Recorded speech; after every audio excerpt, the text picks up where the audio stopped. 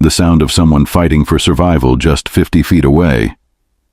He turned on the television to mask the sounds and eventually fell into a restless sleep, and with one final click of the latch, Margaret Chen vanished into the darkness, beginning the most harrowing 5 days of her life.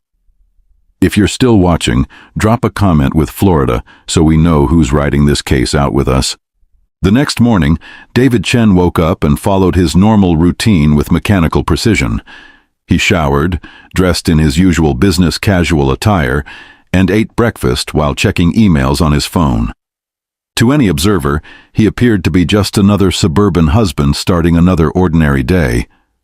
But when he walked through the kitchen toward the garage to get into his car, he paused and listened carefully.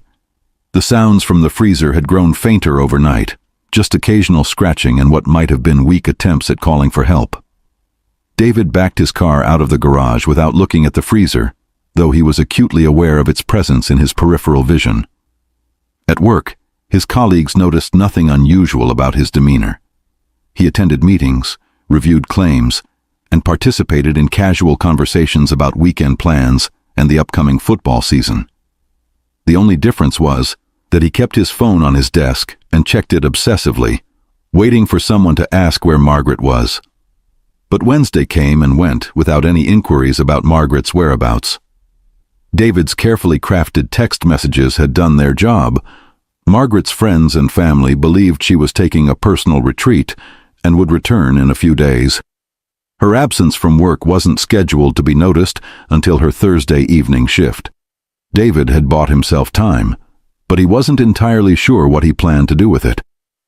On Thursday morning, the sounds from the garage had stopped completely. David stood outside the freezer for nearly 10 minutes, pressing his ear against the metal surface, but heard nothing. Part of him felt relief. If Margaret was gone, his problem was solved. But another part of him, a part he tried to suppress, felt something that might have been grief. He had loved Margaret, in his own twisted way. He had never wanted to hurt her. He had just wanted to keep her.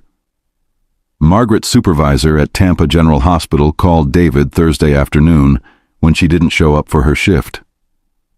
"Hi, David. This is Karen from Pediatrics. Margaret didn't come in tonight and didn't call in sick.